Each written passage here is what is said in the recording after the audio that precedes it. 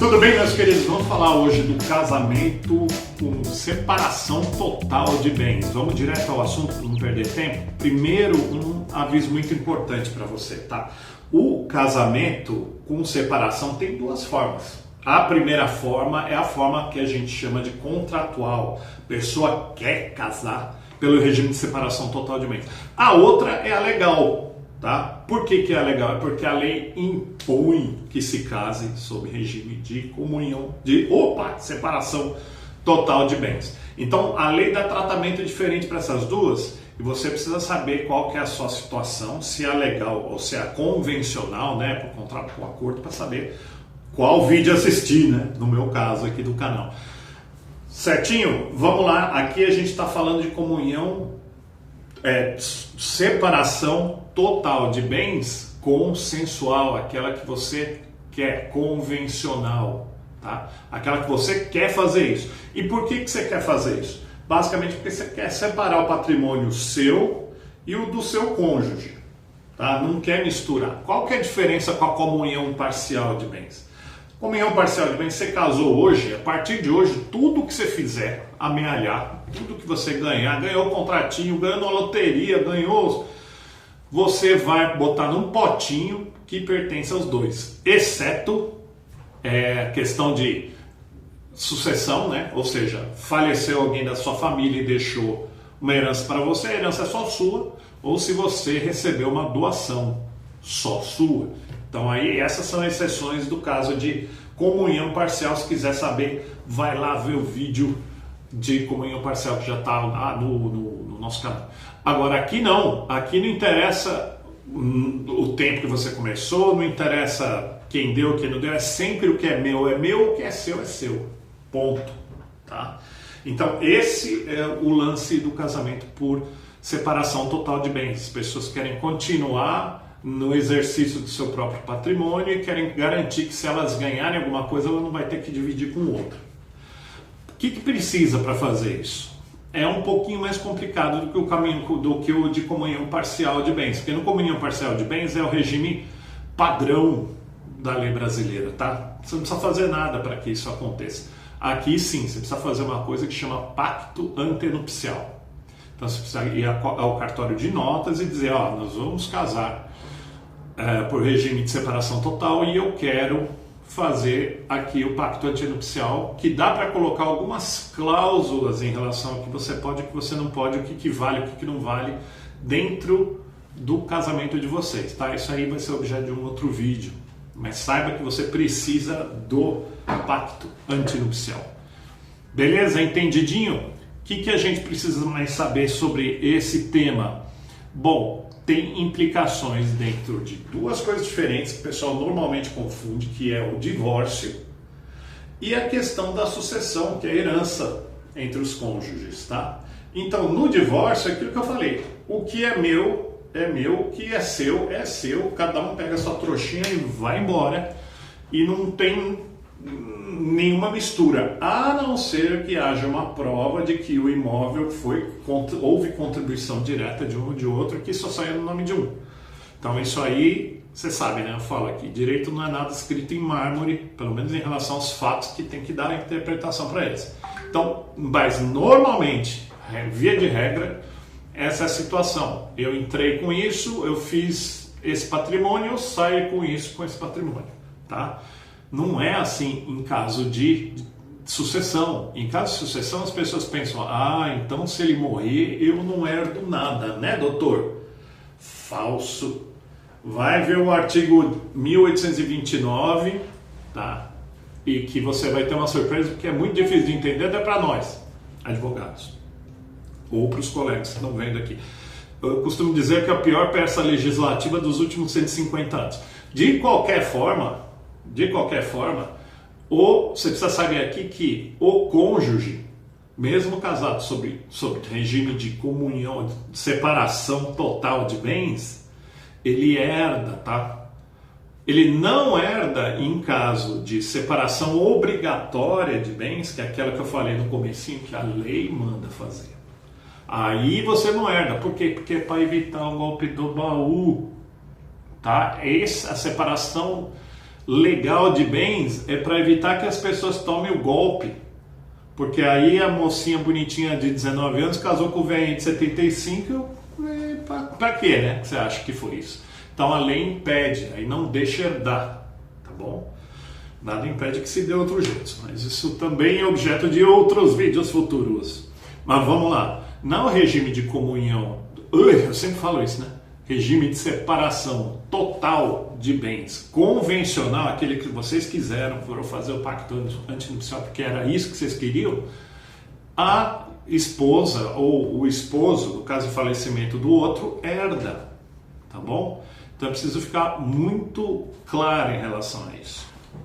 Doutor, mas eu não vou casar, eu estou em união estável com alguém já há algum tempo e eu quero fazer o regime de separação total de bens, mas eu não vou casar, eu posso? Pode sim. Por que pode? Porque você pode fazer essa escritura de união estável colocando lá que a data da relação é lá para trás, quando começou mesmo, mas que o regime adotado é de separação total de bens. Dá para fazer constar e não precisa pacto antinupcial, porque não tem casamento, não tem núpcias. Você tem um contrato de união estável. Agora, doutor, vale então se eu falar assim, bom, estou 10 anos em regime de comunhão parcial, por quê? Porque esse aí é o regime legal, lembra que eu falei para vocês? É o regime que a lei escolhe como padrão. Então, se você está vivendo numa situação de união estável, automaticamente esse é o regime. Bom, doutor, então quer dizer que eu vou fazer o documento, a escritura de união estável, vou colocar lá uma datinha lá para trás, 10 anos, quando a gente começou, e vale, né? O regime de separação total, né? Não vale não. Sabe por quê? Porque vai valer daqui para frente, é para deixar os caras que também proteger as pessoas inocentes dos espertinhos, porque o cara vai lá e fica 10 anos e construiu um patrimônio de 3 zilhões de dólares e agora ele está pensando em fugir com a secretária e ele vai fazer um documento de união estável dizendo que daqui para trás também é, né? Não era. Não era regime de separação total. Daqui para trás é regime de comunhão parcial, porque não tinha documento.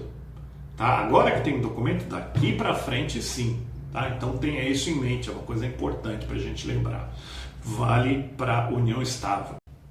Outra coisa aí também para a gente considerar é a questão da pensão pro ex-cônjuge ou ex-companheiro.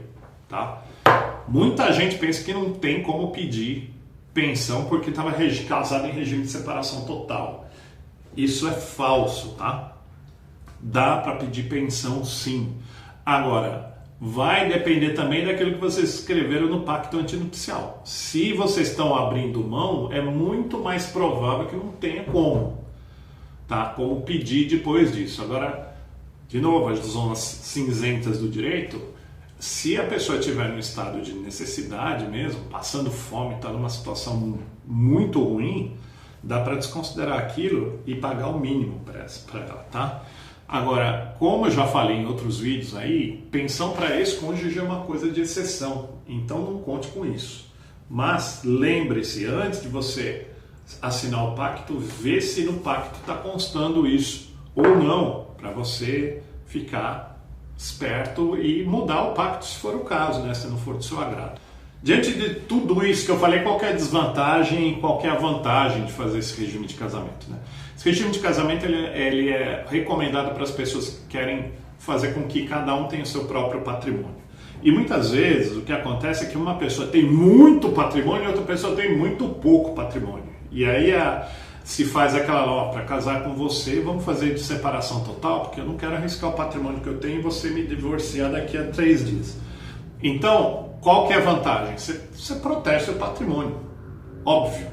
Tá? Uma outra vantagem nesse mesmo sentido é que se a outra parte está fazendo muita bobagem com o patrimônio dela, o que dá para fazer é proteger o seu próprio patrimônio. Então não vai estar no nome dele, por exemplo, que está devendo um monte de dinheiro na praça, está com risco do patrimônio dele ir para o credor, E o meu, eu vou entrar nessa turma aí e vai misturar tudo. Mas você consegue mais facilmente, porque no regime de comunhão parcial também dá, mas aqui é mais claro ainda esse isolamento do patrimônio. Tá? Então isso é um ponto bom também.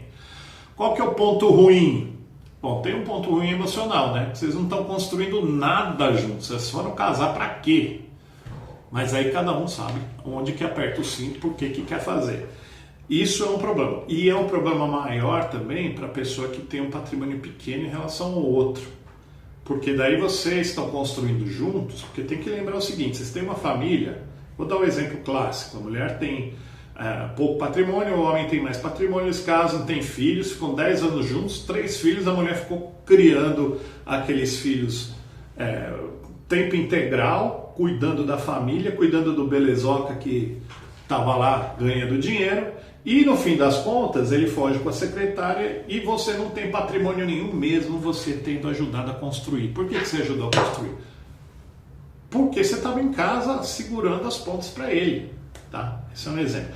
Isso é uma coisa muito ruim, então tem que se pensar bem para verificar se é isso realmente que se quer fazer, porque você está entrando numa roubada. Muitas vezes as pessoas falam, eu não quero nada dele. Só que o eu não quero nada dele seria o regime de comunhão parcial. Por quê? Porque a partir daqui, o que a gente construir é nosso, não é só dele. Tá? Então, no regime de comunhão parcial, o que era dele quando entrou no casamento vai continuar sendo dele. Não tem que se preocupar. Então, precisa tomar muito cuidado, conversar com o advogado e verificar se isso é o melhor para você mesmo. Beleza? Acho que isso aqui é suficiente por hoje. E queria chamar você para, se gostou desse vídeo, dá um curta, dá um like, distribua aí para os seus amigos e também se junte ao canal, porque a gente ajuda outras pessoas com informação do direito e é importante para o canal crescer, tá bom? Então obrigado, a gente se fala no próximo vídeo. Beijão!